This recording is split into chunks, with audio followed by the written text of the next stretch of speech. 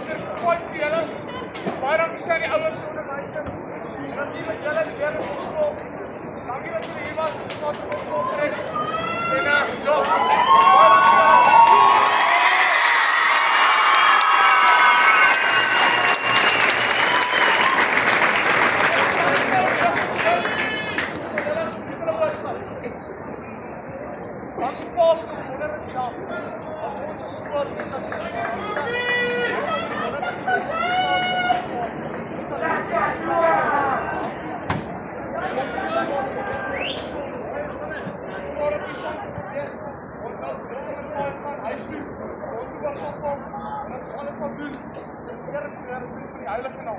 Maar dit alles in die naam alleen.